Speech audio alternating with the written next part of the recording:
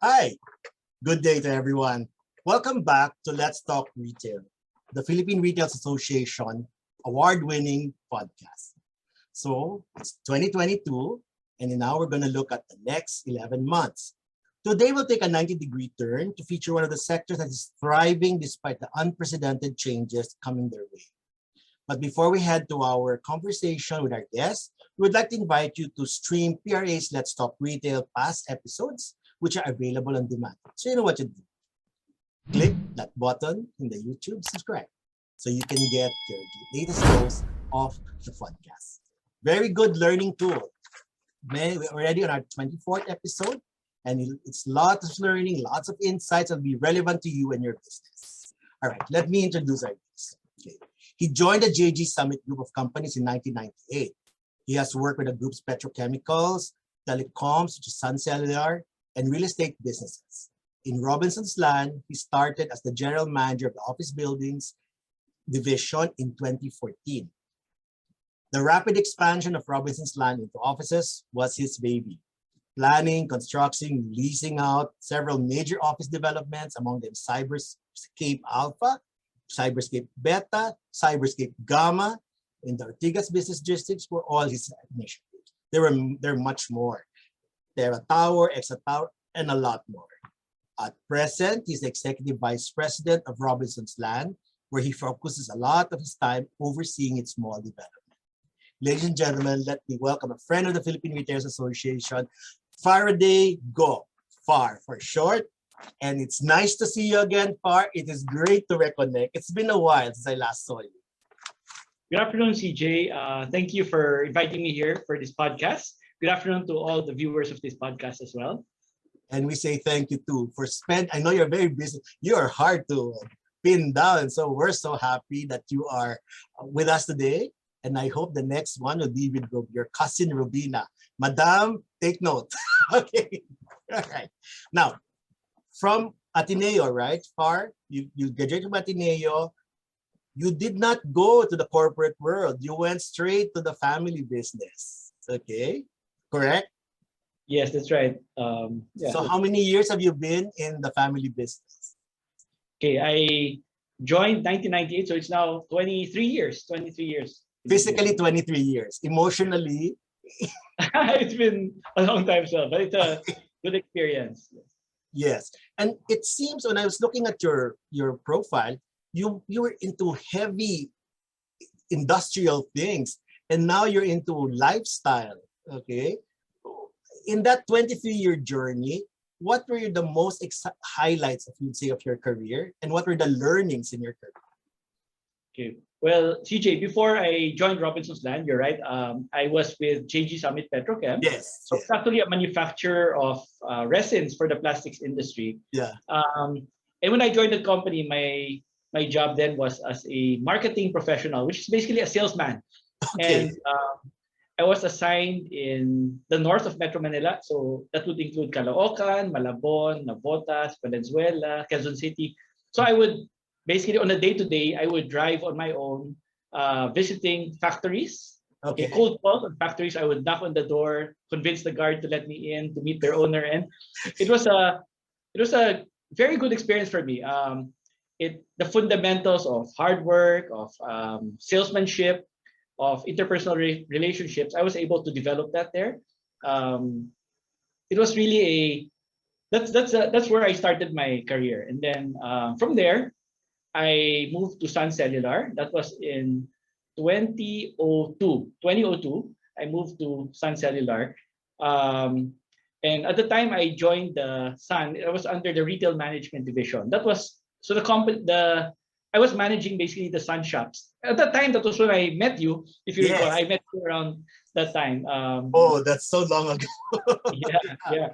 So I was managing the Sun shop. So these are basically the business centers, and that was also the time that we launched the very disruptive 24/7 call and text unlimited service. So it was really a disruption for the industry. And I had close to about 150 stores under me. So it was a very good experience as well.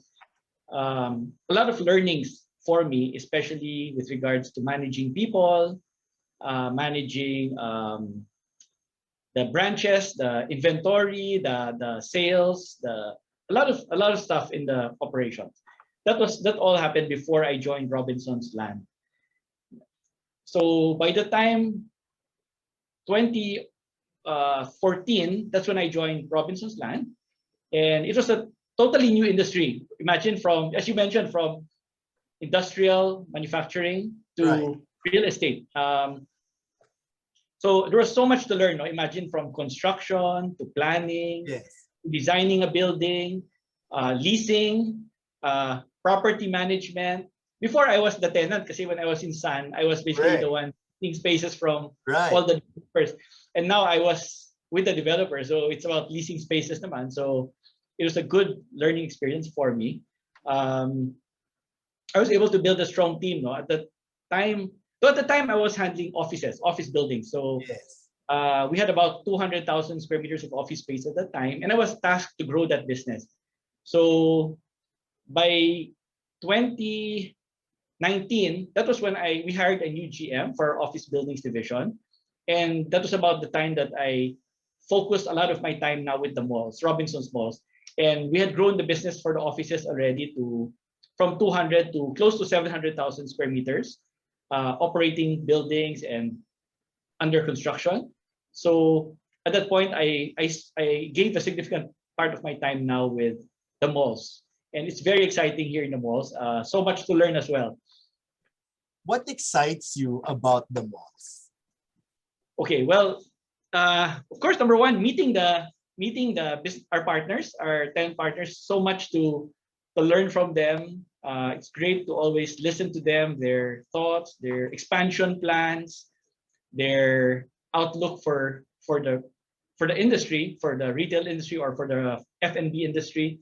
It's always good to listen to them. I just had lunch with one of them just a couple of days ago, and he had so many insights, so many ideas and suggestions, and it's really good to hear that, because it inspires me or motivates me to even find ways wherein we can further support our partners, our retail partners. Okay, I want to go back to your journey, because it's from construction, industrial, technology, then real estate. Those are basic three themes. Through this journey, what were your three best lessons that you're carrying now in your career as being top management? Okay, well, I guess number one would be managing people. Okay. Managing people, whether it's the people who I manage and the people who manage me. So it's managing and the people in terms of my partners, right? Our tenant partners. So I think I've learned a lot with regards to that through experiences through this year. Okay. Secondly, would probably be about responsibility, accountability over the responsibility given to me. So I take it very seriously whenever I'm given a task, a role, a function, or an assignment. I always take the responsibility by heart, and I really make sure that I do my best to meet the expectations or exceed the expectations that are expected from me. Okay. And I guess third would be, relationships. I mean, relationships with whether it be to our suppliers, contractors. You need to make sure you have good relationships with them to make sure that they support you when you need their support, assistance with something in the construction, in the project. Your relationship with our partners, our tenant partners, our basically all the people who support us in operating the malls, right. And even our people. So relationships is really very important as well. Okay, there are two common themes there: people and relationships. All right. No time in the corporate history that you have three generations: baby boomers like me, Gen Xers like you, millennials like Ira. Okay, our PRA rep with us today, and Gen Z, which is the younger than the sort of 20s something. So you have 3 or 4 generations all together with you now. How do you manage to get the best out of all of them? Okay. Well, I would say I'm generally mid-aged, right? So I've been fortunate to be able to work with the younger generation, the new graduates, the Yes, yes, management trainees, yes. and I love to hear their ideas, to listen to them, what's new, what's in, what's popular, what app are they downloading right now, what Okay. site they visit. I like to listen to their ideas, suggestions. So it's always something unique, something new, there's something different. Um, while for the generations ahead of me, they have so much experience, so much experience from all their years of work. So I love to absorb, listen to them, listen to what they share, their experiences, their learnings, and I try to put together all of this, to make it an advantage for me to gather all the good ideas, suggestions, and um, make sure that in our organization we have an inclusive one Okay. where all these generations work together, get the best of all their ideas, and make it an advantage for us. So it's like distilling and mixing it like a good cocktail. Yeah, yes, That's yes. powerful. That's powerful. But did you have challenges in trying to merge their ideas because they can come from different directions?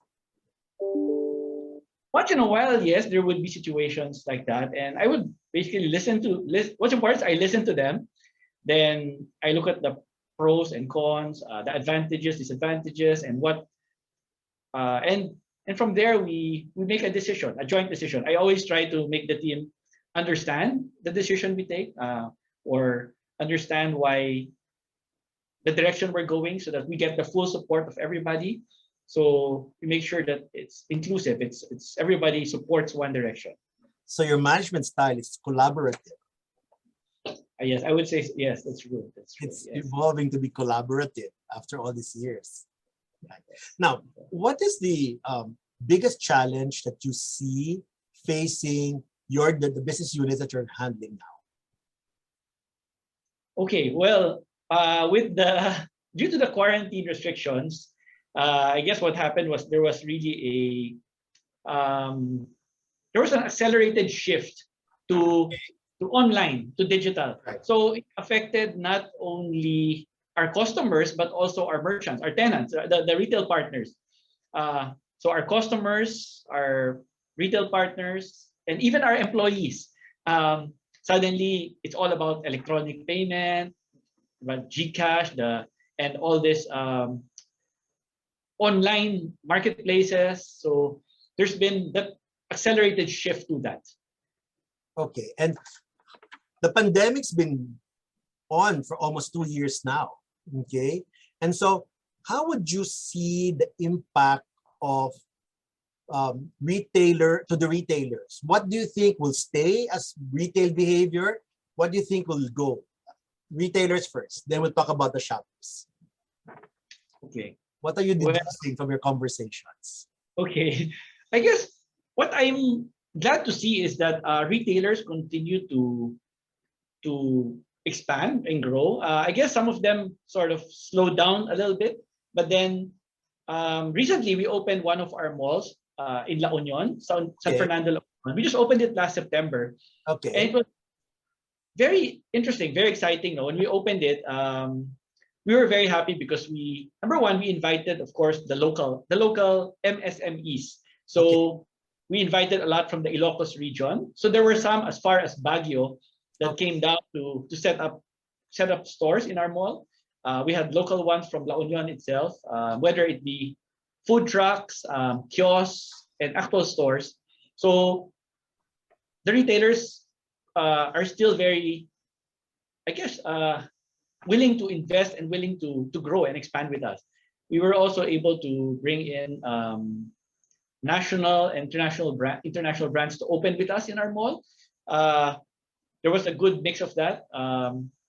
So I would say the retailers continue to expand, but of course they're now complementing it with the online side of it, All right? right. So it's basically I guess this you complement your offline with your online together. So effectively, you're able to maximize the opportunity for your business. Yeah. But that's for the retailers. What about us who run malls? How do we put ourselves in this online offline experience situation? What is there for us to do as a mall Okay. operator? Yeah. Thanks for asking that. Well, since the start of the pandemic, we've been introducing a lot of innovations. I guess, well, one of them was we introduced this service called Robbie and Rossi. So it's like our personal shopper service. Okay. So people could actually contact Robbie and Rossi to do simple things like ask them to buy something for you from the grocery or from the restaurant and have it delivered to you, or you can pick it up on the curbside pickup.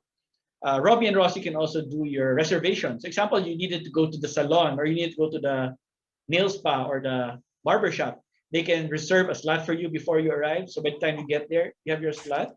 Or if you wanted to watch a movie in our cinema, they can buy the ticket for you in advance. So by the time you get there, your ticket's waiting for you already. So Robbie and Rossi has been very successful in that sense. So it's like a digital concierge. Yes, but it's actually, of course, there's a person behind it, a person who's doing it. But yes, it's very accessible, very friendly. We make sure that they're very customer friendly and they respond quickly to customers. We've done other stuff aside from that. We also launched aside from our curbside pickup, we also launched even a lounge for the delivery riders. So when the delivery riders come to pick up goods, they can actually lounge there. They can recharge phones. Yeah, rest there for a while. We've also put up a lot of experiential stuff in our malls. So I would say like our open spaces, we converted many of them to nice alfresco settings. In our mall in Robinson's Magnolia, we have a big garden there. So we put a lot of nice alfresco sitting area with parasols with some music and some lights. It's a well designed, it's a nice place, comfortable place on a weekend to sit around, to lounge around. So for the malls, it's really about creating experiences. Yes, that's right. That's where we come in as malls. We create experiences. Okay. Now, what about the shoppers? What have you seen changes for the shoppers in the past 18 months? Okay. 20 months, actually. Yeah. Well, for the shoppers, I guess because of the quarantine restrictions, their ability to go to the malls was limited up to a certain extent until the recent level 2 in Metro Manila. Right. You would hardly see kids in the malls because of the restrictions. So a lot of them did a lot of online shopping. Plus, they would also go to our malls for offline shopping, especially to buy their groceries, to do their banking needs, to visit the pharmacy. But lately, in the last, I would say, month or so, since we've gone to level 3 and then level 2, when I've been visiting the malls, I've been monitoring the traffic, and it's very exciting, really, when you see so many people going to the malls, families and friends spending time in the malls to shop for toys. The toy stores, sometimes I would see the queue in the toy stores and the clothing stores, and in the restaurants, cafes. There's really a lot of people going there, and people miss going to the malls. And I guess there's so much excitement in coming back to the malls. So you start seeing kids playing in the garden, open area. So it's a very nice sight to see. So do you think in the Philippines, online will replace offline? No, definitely not. I think we will complement each other. I think the in-person experience is something that people long for. They look for it. They want it. They enjoy it, and that's exactly why we're putting up all these different things in our malls, introducing different things to make the experience of our customers even better in our malls. Online is there. is there, it will stay. And definitely people will use it for convenience. Sometimes they get promotions there online, but the going to the malls will continue to stay. People love to go to, say, example, the amusement centers. When we open the amusement centers, especially the popular ones that just opened recently, the amount of people, you see people playing bowling, people, so many activities, families going together, and these things you can't experience as a family online, outdoors. Yeah, Correct. So are there behaviors of shoppers that you think they will stop already? What is here to stay? What will be discarded? Aside from online, is there anything else that you see that shoppers will continue into in 2022? well, I guess a lot of people have developed hobbies, for example, no? Like that's why in a lot of our a lot of our malls now, Right. we've been opening a lot of this baking shops Yes, yes. that sell different baking goods and uh, ingredients for cooking, tools for cooking, gardening. All these stuff have been growing in our different malls. So I would say the consumers will continue to do online, and that would stay. And then electronic payments, that's another thing. I think Yeah. people have become accustomed to it. Everybody now is using all types of all these electronic Right. transfers, and it's so Right. common. So Cashless. yeah, cashless, that's gonna stay. Of course, people will always put importance to safety, health and safety, cleanliness. So actually, in our malls, we introduced when we opened our cinemas just earlier this week, we put up this UV Care air purifier. So you would Okay. get air purifiers in all our cinemas, and we also installed ultraviolet sanitizing equipment. So it's really, I think health and safety will definitely be something we put importance to all the time right now. So you think the first decision will be to choose a mall which they see as safe, they perceive as safe. Definitely that would be a must-have right now. Yeah, that would Yes. definitely. It will continue to be a must-have. Okay, let's talk about the pandemic. Right. How did the pandemic affect you personally? What was the first thing when they locked us down in March 2020? What was it? How did it hit you? Well, I guess when the pandemic happened, it was unexpected for everyone. Most, I guess, for everyone did not expect it. In fact, I was thinking, if in 2019 someone told me, in 2020 the country is going to be on a lockdown, schools will close, businesses will close, hotels will close, resorts will close, no one would have ever believed them. I mean, we'd have said, "Oh, come on, that would never happen, right?" But the very interesting thing is when it happened, we all quickly uh, we found ways to adapt. We Okay. adapted quickly. Good word. We Yeah. we quickly found ways to innovate. We had to find ways to address the customers' needs, our partners' needs. I remember the time when it happened, we even came out with a guidebook for our tenants to help them reopen their stores in our malls.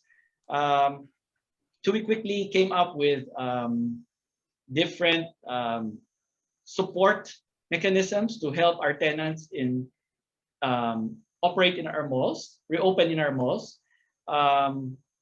So I guess for me, the lesson I learned a good lesson here. No? I guess the lesson that I learned is that we shouldn't wait for another pandemic to happen to innovate. It's like we must continuously innovate, keep challenging ourselves to experiment, to try new things, to find better ways, more ways to support our business partners, to find better ways to serve our customers. So it should be a continuous process to keep innovating, keep challenging what we have today without having to wait for another big thing to happen again.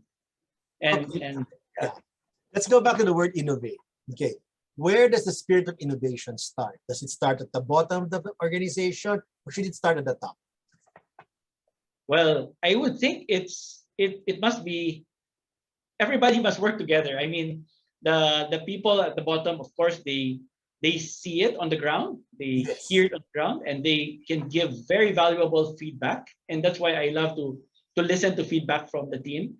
And from the top, we get the opportunity to see what other countries are doing, what other people are doing. We learn. We have research information that can help us as well.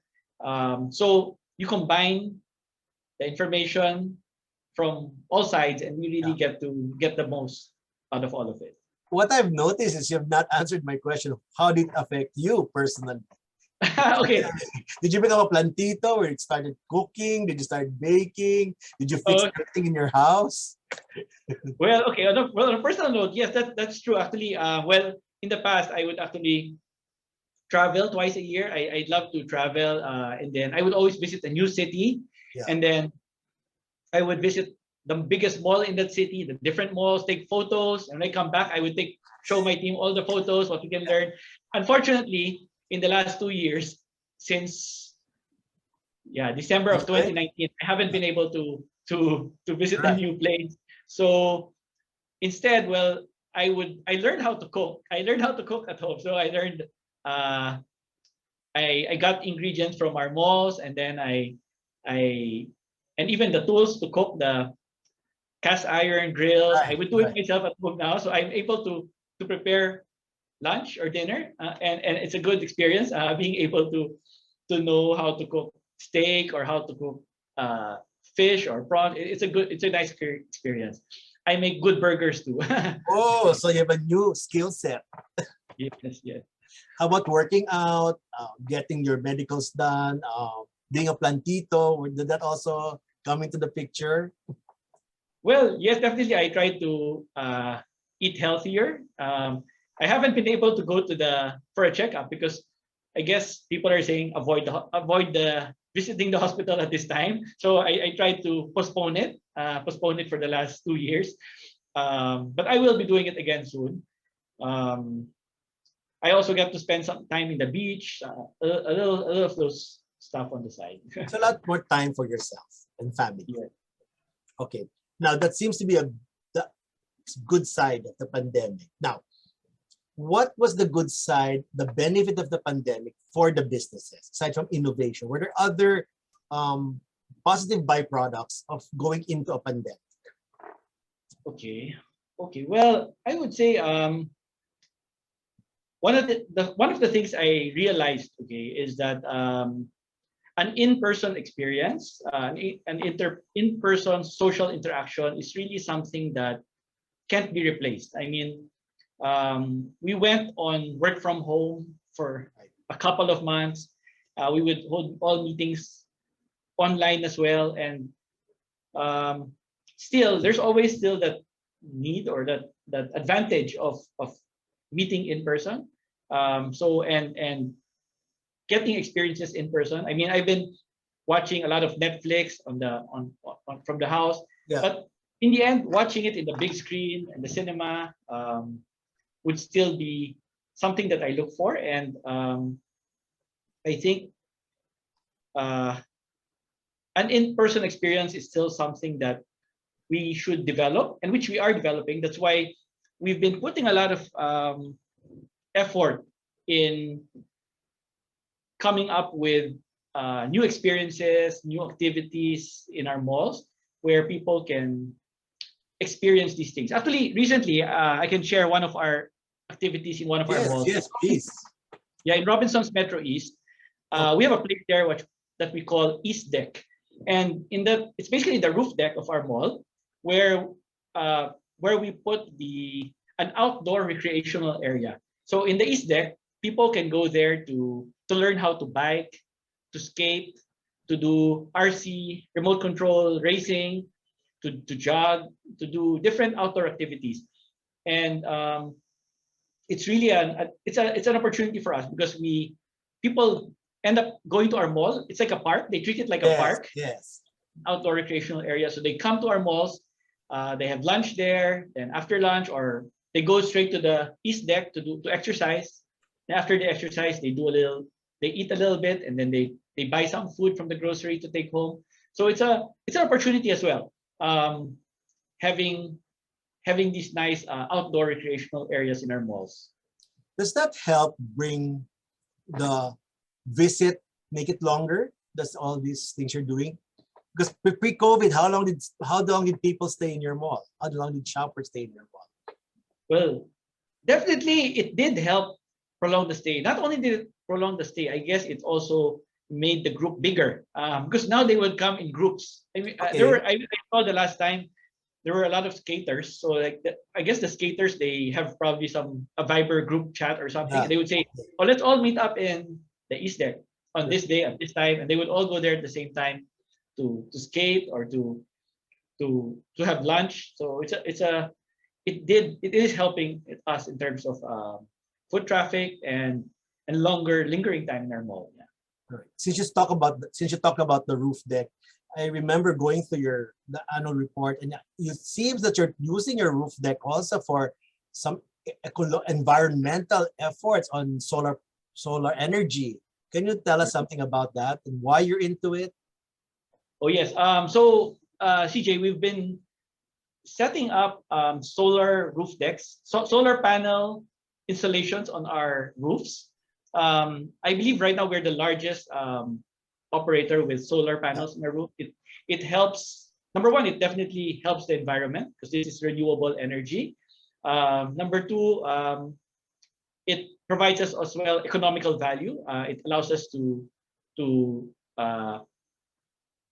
save on the electricity charges, but at the same time, of course, there is capex that goes with it, right? But Right. then in the end, it it's a good effort to help the environment, and that's one of the things we value in the organization.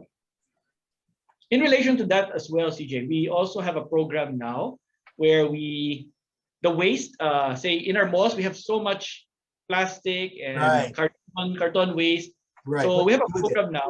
We partnered with, I think, two organizations where when we pick up the waste from our different trash bins, we would basically segregate them, and Right. then we have people to sort of clean it a bit, and then put it together, assemble it together, Right. so that at the end of the day, we have a hauler who comes over to pick it up and bring all these recyclable, reusable items to recycling centers. And from the recycling centers, it's delivered there, and then these plastics are actually recycled and reused. They're made into trash bins. They're made into trays. They're Okay. made into different plastic products, and it's a very good effort or experience. What got what got Robinson's Land to go into these environmental initiatives? Well, it's part of our, I guess, corporate social responsibility efforts. We put a lot of effort and time into it, and we definitely want to help protect the environment. Okay. I'll go back to your organization. How many people are under you? How many thousands of people do you have? Well, directly we have probably close to about 1,000 people with us, and then of course we have a lot of other what we'd say uh, support groups that help us, right? Especially our housekeeping team, our security team, who provide as well um, support our malls in its day-to-day operations. Okay, let's talk about, so you have your organization, okay? I want to talk about this particular topic that I've been asking leaders of retail companies, professional managers, okay? Do you think it's time to start bringing in professional managers? Definitely, actually, our organization has a lot of professional managers in it, and um, we benefit from that. In fact, I myself was able to benefit from professional managers during my career in JG Summit Petrochem, in Sun Cellular, and even in here in Robinson's Land. We have a lot of professional managers, and in Sun Cellular, for example, I learned a lot from my bosses then, who a lot of them came from the FMCG industry, Right. and that's where I learned a lot about marketing, about sales, about retail communication through the professional managers who I worked with in those companies. I'd like to backtrack a bit, more of history of the start of your journey. I remember Rubina telling me that when she graduated from university in the States, in 1 week she was asked to come home already and go straight into the business. What was your experience? Okay, well, I was fortunate that yeah, I had the opportunity to join the group. Actually, I graduated on a Saturday, and Right? on Monday I was already at work. Oh wow, no vacation. Yes, that's right. That's right. Now, on hindsight, would you think, do you think that's the best way to go? Would you have wanted to go out first and come back to the family? I'm happy. I'm happy with how I what I went through. The thing is, while I worked with the family business, I was exposed to bosses who are not family, right? So I got Okay. to in JG Summit Petrochem. My boss there was a had a lot of sales experience, All right. so I learned a lot about sales from him. In Sun Cellular, I my boss then was from several multinational companies, so I also learned a lot from them. I think it's a good no, it's a good experience that I went through the different business units, from petrochem to telecom and now real estate, because it gave me the opportunity to learn, from different people, different bosses, different professional managers. Your second generation. How about the third generation? Your children, your nephews and nieces. Do you want them to go into the business at once, or do you think it's good for them to go out first? I ask the question because we have retailer. Most of them are family-owned corporations, and of course, they're starting to look at where will the business go. They're that crossroads. You Well, want I your would insights on yeah. that? Well, I would think, it's best for them for the next generation to decide on that, based on what they think they would be able to they would like to do. I mean, at that time when I had the opportunity to join the group, it Yeah. was actually my choice as well. I mean, Okay. I chose to join group, so I happily joined the group, and I'm very happy with the experience that I have. I would say, it was a great learning experience for me. I learned so much from it. I also, while at the same time, there was a lot of pressure to deliver results, right? Considering the Right. responsibility given to me, there was so much pressure on it in it to deliver. And I would say as well, it was also fulfilling because, uh, in my stay here, in my work here, I've been able to see the fruits of my work, of my hard work. I've seen how it's helped the group, how it's helped the company, and I would also want that, I guess, for the next generation, for them to be able to decide for themselves where they would want to go, what they would want to do.